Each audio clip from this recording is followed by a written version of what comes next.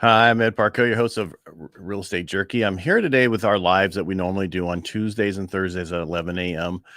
Tuesdays normally have the people that were on over the weekend go more in depth, and Thursdays we usually talk about some issue that's come across or we introduce a new agent. Today, I want to talk about something that's been happening to me in the last few days. A lot of I've been getting, which has to do with business owners. They're looking to buy a home.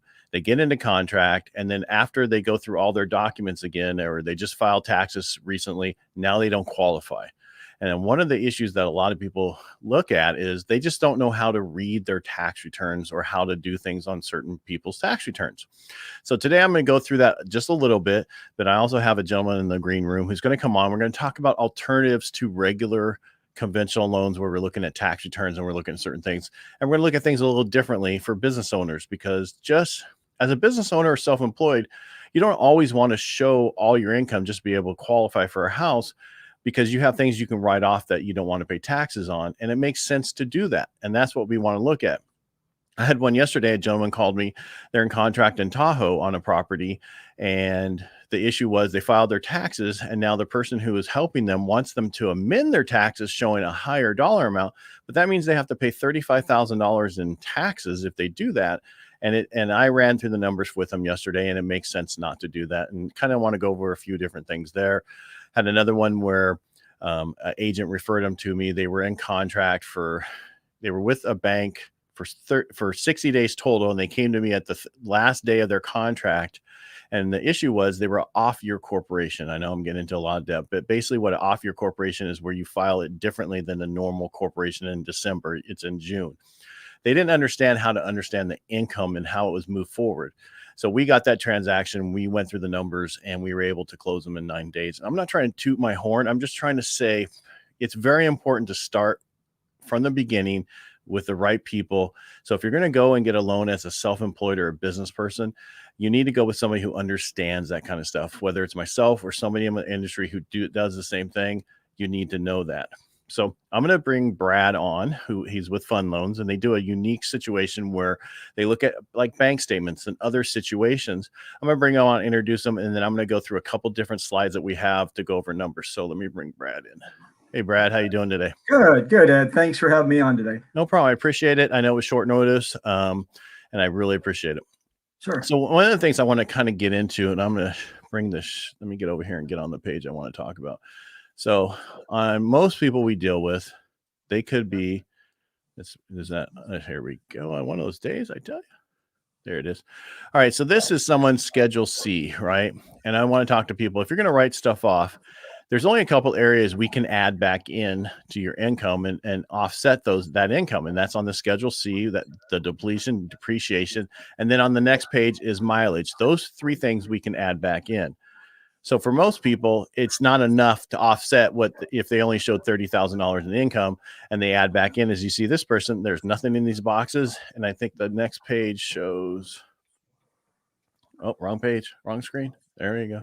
Shows 3,800. So that's really not going to be enough income to offset what they want to do. The other one I want to show is this. This is somebody who's a corporation, could be a LLC, whatever. These are the only items we can add in for income to show that. Now, the people last night, when we added everything back in and they were leaving a house they were going to rent, once we added the rent in, that was enough to get them to qualify and be able to move forward. But I don't understand why people don't think about that kind of stuff. You know, Brad, sometimes I don't know, just people are different, right? Well, yeah, and I think it goes down to old school thinking where people just prepare tax returns based on what they understand best, and not necessarily what professionals should coach them on. So. Right. And so for me, I had an agent and her husband owned businesses, and they called us ahead of time. I had them talk to Yvonne, who's on my staff, who comes from an accounting background, and she walked them through, you know, if you write off in these two areas, this third area, we can add that back in. So they were able to do that, and we were able to add that income back in so that they could qualify for the house they want. Now, the one yesterday, I want to go back to the one yesterday, that they wanted them to adjust, amend their tax return they just filed, right? Raise it up by $80,000 and now pay taxes on $80,000. That's a lot of money to pay taxes on. Sure and is. If you don't need to do that, let's not do that. And we'll go more in depth with. So what I want to jump into is the alternative programs that we have because if out of 5 of these in the last week, 2 of them were for alternative programs.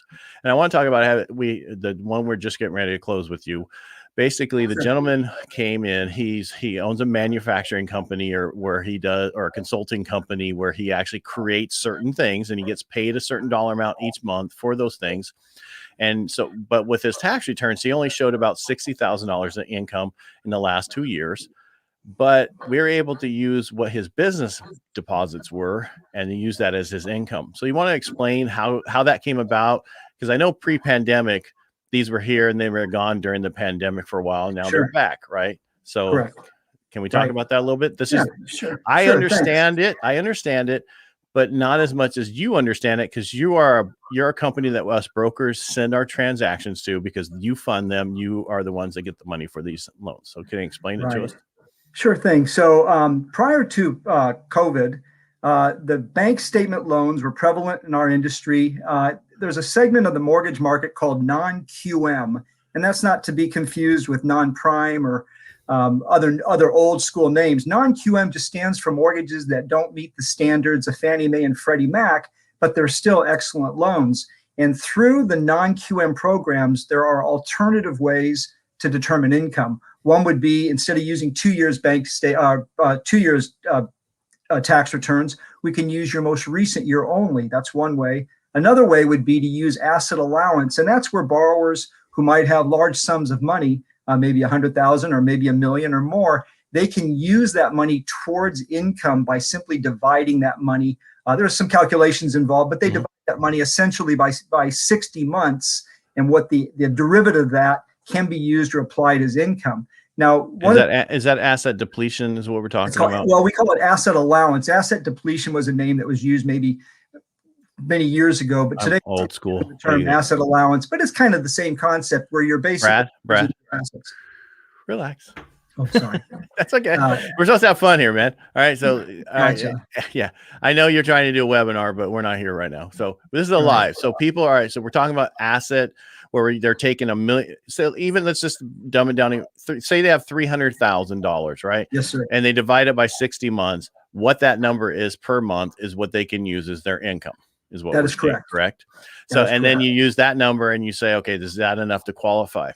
Now we'll get into the rates and other stuff later about what these numbers are, but that's one way to do it, right? That's what we're talking about. The other way is if they don't have that, then we can look at, just like this gentleman we looked at, we said, okay, well, you don't qualify with what you show on your tax return, and we don't want you to make any changes or amend it. So let's see what your business does over the last 12 or 24 months. I always go 24 months just so that we can, is that better to go 24 months? It is. It gives the underwriter a deeper look at the business as opposed to just the most recent months, but we can use 12 months as well. So what we're referring to here is using bank deposits over a period of 12 or 24 months and evaluating those deposits, whether they're personal banking accounts or business banking accounts, evaluating those deposits as income. And the beauty of it is it's the purest sense of show me the money insofar as you're seeing the actual deposits. Now, we see this quite often where folks will use what are called commingled bank statements, and that's where they may have a personal bank account doing business as a business. And in those cases, what we'll look to do is deduct any non-business transactions that are deposits from the actual business deposits, and what we're left with are what we use as income. All right. So let's just go with a normal situation where we're using a business tax, we're using business bank statements, and the deposits on there are all the normal deposits that you can utilize as actual deposits. It's not. So one of the things you're talking about is if somebody got a PPP loan, right, and they got that deposit, you couldn't use that because that's a loan. That's not an actual. Yeah. So, or if they got they got a small business administration loan and they got that funding of it, that's not income, that's a loan. So you're talking about true deposits of whether it's an invoice, I charge somebody this, and those deposits are coming in. Those are what we're working with. So we look at the last 24 months of those types of deposits, right? So let's just say on average that someone is doing 100,000. I mean, I'm going to make easy numbers. We're not going to qualify somebody. So if somebody's doing $100,000 a month in deposits times 24 months, That's 2.4 million, right? Is that right? Yeah. Right. Yeah. Divided by 12, right? So basically that's about $100,000 a month is what we're saying, right? See how easy that was? I didn't even have to do the Exactly. Well calculation, right? done. Right. So that's saying that they can use $100,000 a month as income to offset what they're buying a house for. That's step one. Step two is to determine how they create income, whether they are a service business or a product business. If they're a service business and they have 0 employees, we're going to look at a different business expense than if they're a product service with 4 or 5 employees, where we're going to have a different expense. At the end of the day, we're going to look at the usable deposits. We're going to apply an expense ratio to those deposits. So in the case where if it's in the case of a software programmer who has 0 employees, he would be at a 20% expense ratio. So of that $100,000 a month, we could use 80 of that towards income. Conversely, if he's a product business and he has 5 employees, then he may only have access to 20% of that as income, because 80% of it would be considered a business expense. And then also we've tweaked it a little bit, wherein you can also use a CPA letter to offset the business expense. So for instance, if somebody has a 60% business expense and that doesn't qualify them for income because the business expense is too high, based on our variable program, we could use a CPA letter that, if it's in fact true, they could say, well, he doesn't have a 60% expense ratio. He's only got a 32% expense ratio. And now all of a sudden we've got more income to work with. And so there are, I think, 5 to 7 different ways using bank deposits where we can evaluate income. Right. So I did a quick, right. So basically I did 40% because I have the factors over here, which I don't. Let's see here. So I'm going to share the screen again, what we're talking about. Oh, I got rid of you. Where did you go? There you are. All right. So I'm going to get a little bit closer on this, because basically this is what you're talking about. If you're a service business, you have 0 employees, you're 20%, which means you can use 80% of the deposit.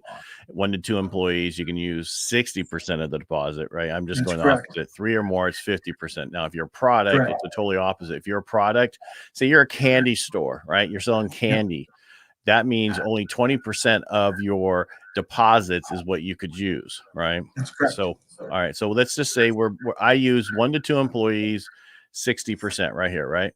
Yep. So if you're a product business, that's right. correct. So and the reason I use 100,000, because easily I knew that 60% times 100 is 60 grand. Use easy numbers, move the number, right?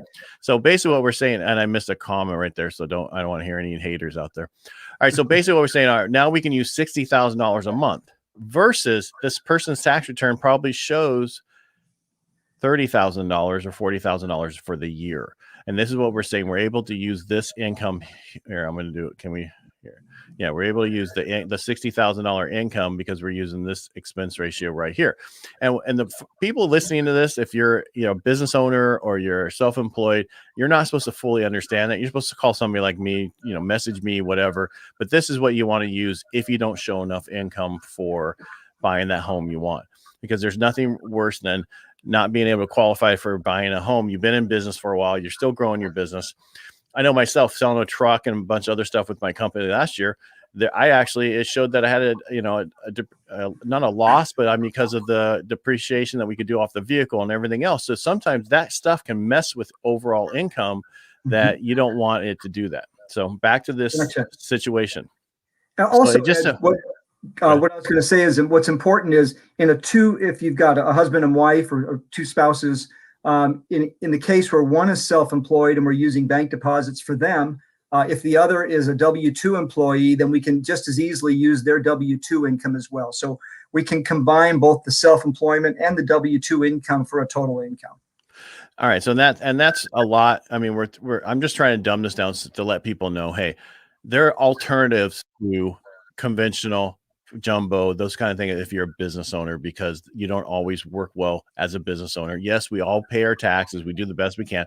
But I'm just saying there's sometimes in this life where with COVID last year, you might have made money, but you're able to write stuff off, but you didn't want to pay that. I have another gentleman in Southern California. I qualified him. I'm qualified. First, we went through conventional, and because of what they did and because of COVID and certain things they wrote off, it's not enough. But if you look at their deposits, and they are a service business but they have 3 or more employees, so I can use 50% of their deposits. Well, that still meant they made $100,000 a month. And in Southern California, if you're not buying a $1.5 million home, you're buying, right. living in the slum. Right? That could even be on the edge of the slums, so that's by the railroad tracks. Right. But one of the people we just did recently, we were talking about this closing.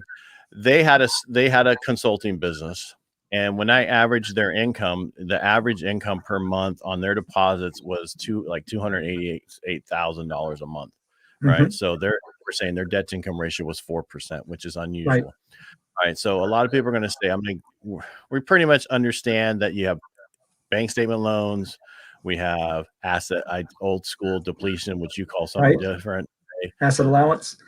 And then there is, let's see. So there's a lot of different ways to do stuff. Here, can you see that? Or is that too big still? Let me get that back out.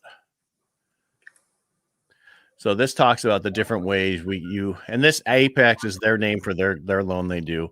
But there's 7 different ways what he's saying that you can do income, right? Alternative. Yeah, where we have a variable expense ratio where we can just kind of plug and play. If you're service a company with 2 employees, then your expense ratio is going to be this. We can also look at other alternatives where with a CPA letter and a profit and loss statement, we can actually use fewer bank statements, or we can validate the income a number of different ways using a CPA or using a CPA letter or a profit and loss, and a conjunction of both of those. And so there's a number of different ways we can do that.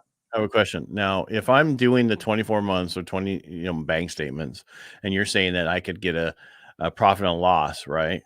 Well, why wouldn't my profit and loss match my income from what I showed on my tax return? Well said. And so let's say in the instance your income is increased over the last couple of years, and so where we could use a profit and loss for the last 12 months, and then use 3 months of the most recent bank statements to collaborate those last 12 months. So we would look at the last quarter and then use 3 months bank statements to collaborate and make sure that the gross deposits are reflective of the gross sales. All right. So this would be where I'm going to jump out. I'm going to bring us out because I want to talk to you directly. So basically what you're saying is, all right, so I had a business for the last 2 years. I filed my taxes last year. I haven't filed for 2020 yet, but I filed for 19. I grew my business in 2020, and I haven't filed that tax return yet, but I could get a profit and loss and 3 months bank statements and use the current numbers, where if I did that under conventional or jumbo, I'd have to show that tax return actually given to the IRS. That is correct. Right. Okay. Using bank deposits as income, we don't look at tax returns at all. No, but I'm just saying why somebody. So I have a construction company, right? He's been around for 2 years. He's filing his 2020, but what he didn't have to do that right now. I could use, because I know through the COVID, he was crazy busy doing remodeling of people's houses because everybody wanted their house remodeled because they lived there so much. So I could actually utilize, without him filing his taxes, because I know he filed an extension. Most people do that are business owners. So I'm able to go ahead and utilize the 1 year of P&L and 3 months of bank statements for this last year and use that income where normal, this is what I'm getting at, other than what we're talking about here, your conventional stuff that I normally do all day long, you have to file that tax return in order to use that income. Now we don't. We can use with your company or all the non-QM stuff. We could use that stuff now and not wait until the numbers are done. And that's huge, because that can save a lot of people a lot of money. It sure can, especially when it puts you in a market where you can purchase today in today's dollars versus waiting for maybe what homes are going to be in the future. And I didn't even know about that. So what else did you want to talk about on this thing here? Because that's new to me, and that's perfect. Thanks for coming on today, and especially last minute, and now teaching me stuff. Yeah, no, it's been a pleasure. So I would just say that in today's market, there are a number of different ways in which we can determine income. We're not limited to just the old school pay stubs, W-2s, and tax returns. And to talk with any consumers out there can easily reach out to their brokers. Most brokers know this information, and they should certainly reach out to you and talk to you as an authority in this area. I know we're closing loans with you right now, so I know you and your team are doing a great job understanding this. Well, thank you. And just so everybody knows how Brad and I, actually listened to Real Estate Jerky, the radio show, and that's kind of how we. So the CPA, EA, P&L only. What's that? Yeah, basically that's where you're going to use the CPA letter, and then we're going to use the profit and loss, and then we're going to back that up with the bank statements. So how many bank statements? Usually 3 to correlate with the most recent quarter of the P&L. And on the CPA letter, we're typically going to want, on the CPA letter, we're going to usually want duration of employment. We're going to want to know the percentage of ownership and the duration of employment. And if we're using any business bank deposits, we're also going to want to know, or the CPA letter is going to want to state that the use of business bank deposits will not adversely affect the business. Right. And we can get into that when they talk to me. That's not confusing. Right. Yeah. So, all right. So that's the CPA letter only. You need 3 months of bank statement. The 3 months bank statements with 24 months. What's the difference between the P&L only 24 months and then the 12 months here? These two here. Yeah. So basically, when we go 12 or 24 months, you're going to have slightly lower rates as it relates to 24 months than you will 12, just because you're getting a bigger picture of the borrower, so there's a little bit less risk involved. And then in some cases, our debt to income ratio might be a little bit lower using 12 months versus 24 months. No, because my question is, the 24 months a CPA P&L, or is a 12 months CPA P&L, or is that the bank statements?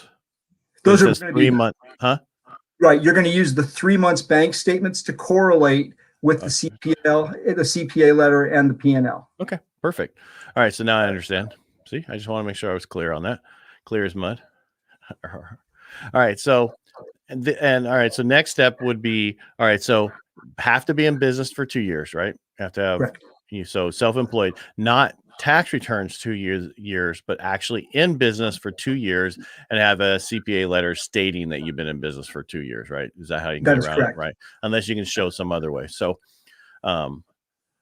you opened my eyes on a couple of things today, and thank you so much for coming on about the different ways, because I didn't know about the P&L and the EA letter where you could do it with the 3 months, or the 20, last year only, and with the 3 months, because that can make a big difference in this industry right now, because everybody's coming out of COVID, and some of them made a lot of money last year, where before they were building their company, now they're doing much better, and if they have to wait to file those taxes. So anything else? All right. Yeah. Thanks, Brad. I'm not going to get rid of you yet, and I know you want to go. This is Brad's first time on a Facebook Live, I assume. I'm a newbie at this. Yeah. And a lot of people get really nervous. I used to. You just get to a point you just don't care anymore. And I don't mean that wrong. That's how I've been on radio for 3 years, and it's been easy. Yeah. Yes, I mess up. It's not a big deal. We don't have, All right. So anything that I didn't think about, or anything we should talk about this, because I talked about business owners and how conventional might not work for them, and we go to these programs that we just talked about, but a lot of people is, before you get there, the first step you need to do is talk to somebody like myself, and you stated go to other brokers, and that's fine with me, because I can't handle the whole country. There's only one of me, but you should really start somewhere with somebody who knows about people who own businesses. And the difference, what I'm getting at, is most brokers like myself who own a company understand people's tax returns, because we have to understand our tax returns, and we hate them as much as the other business owners do too. And we understand certain things that you can run into and how things work differently for most people. So if you're a business owner out there and how you're doing stuff, you need to talk to somebody who understands tax returns, who understands certain things. I employed 2 people on my team who came from accounting offices for a reason, that I don't have to worry about how much someone makes. I got tax. Like, here's an example. The guy called me yesterday and says, "This is my problem. Help me. I'm going to lose my contract." Right. That's how this whole thing started on the live. And I'm like, he sent me his tax returns for the last 2 years and current 1120s that he just filed. And then one that they wanted him to amend. I gave it to Yvonne. I said, "Hey, go through this. Tell me what the numbers are and do what you do real quickly, please. I got like 30 minutes.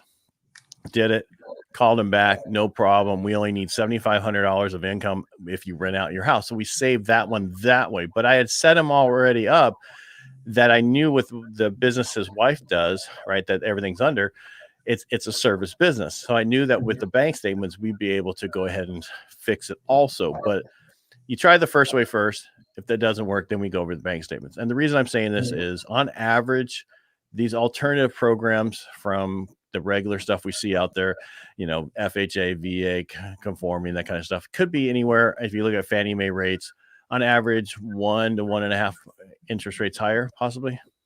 Yeah, the non-QM segment is going to be priced slightly higher based on risk factors. And so unlike Fannie and Freddie, where those are agency loans that are sold in bulk, the non-QM is a smaller market. And so the rates are going to be a little bit higher, but still very consistent. And anybody who's self-employed, who can't qualify based on traditional agency loans, they should certainly look at the non-QM segment and not be dissuaded by a rate that might be slightly higher than conforming rates. Well, here's an example, right? Last night guy, right? If they amended the tax return to make it work, right? If we couldn't have had it, it was going to cost them, we'll say $30,000, right? In taxes, right? Because it's $100,000. So on average, their 28% tax bracket, we'll just use that, right? So say $28,000 is going to cost him in taxes he would have to pay. The difference between the interest rate of a conforming and the non-QM, even if it was $300 a month, is only $3,600 a year. Right. So he saved, take 36 from 28. You guys can do the math. He saved a lot of money by not doing it that way. And actually, and I tell people, we're going to be going through a tax change here probably with the new changes in taxes, and our tax brackets are going to go up in certain things, and they might do away with the standard deduction. We might have to go back to actually itemizing interest and other stuff. So it's not bad to have a good payment in order to offset those differences. So if you have to get more, and the other thing is, we can do 10% down if you have the FICO score for your programs, right? 20% down. And there's no mortgage insurance on 10% down. So so I was explaining to him, on conventional, you have $100 a month in mortgage insurance, where you won't have this on this other program. So we're only talking about maybe $150 more in a payment. Right. It's really not, they're talking, so do not file and owe taxes for $35,000 or $28,000 just to make sure you qualify. Talk to somebody like myself. Talk to somebody who knows about tax returns, knows about certain things.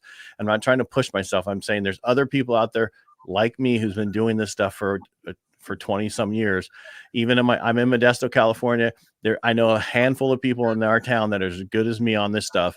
And so if you need somebody, or if you need somebody in a different state, contact me and I'll connect you with the right people.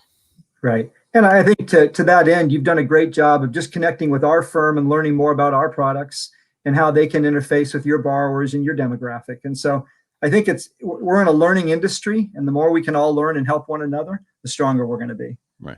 And I think a lot of people don't understand what a broker and wholesale, and why you have a company like you guys have that only goes through the broker channel to do the loans. There's a lot, because there's a lot of us out here who do this day in and day out. I've been doing this for 25 years as a broker. I helped the company grow, and as a lender, and then I got back in the broker world just because I like it better and I can help people. I don't have to say no. If I'm stuck with a bank, or I'm stuck, and I'm not knocking banks or credit unions or anything, I'm just saying they have a limited supply of what they can do. They can still broker out, but a lot of them choose not to. Sure. Right? Sure. Yeah, makes sense. All right, Brad, it's been about 28 minutes. I think we kicked this can a little bit. We're good here, right? Yeah, it's a lot to digest. I know it is. But if anybody can just give you a call, any of your listeners out there, give Ed a call. He's got great resources to tap into to help you insofar as whether you're self-employed or whether you're using tax returns or a single tax return or using asset allowance. There are a number of ways to qualify today.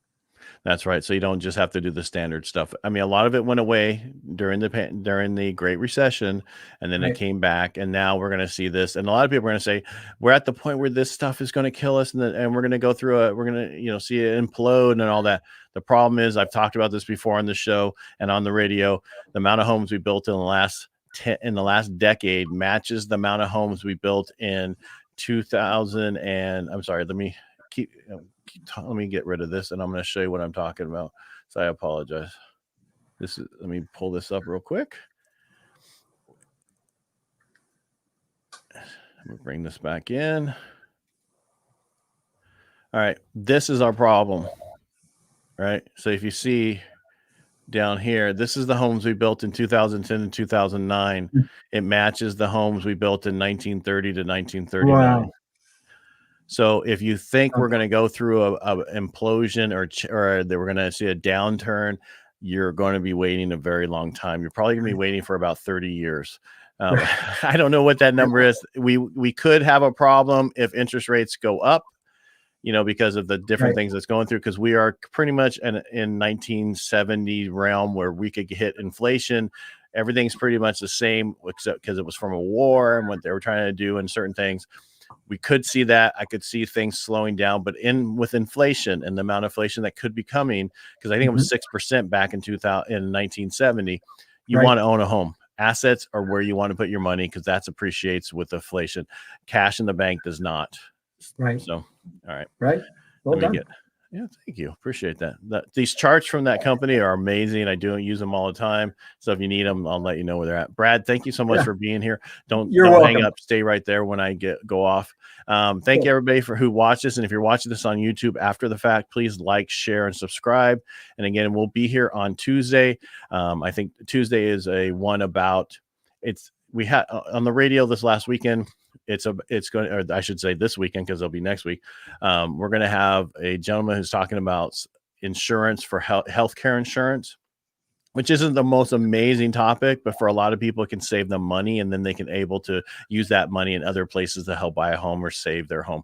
So we talk about that. He's coming on Tuesday, but next Thursday, we're going to have a commercial person who's talking about retail spaces throughout the United States and how that market has changed and what is they see going forward. And so that will be a good show next week on Thursday. Brad, thank you so much for being here today. I really appreciate it. Thank you, Ed. And everybody else. Oh, thanks, man. Everybody else, thanks again. And we'll see you on Tuesday.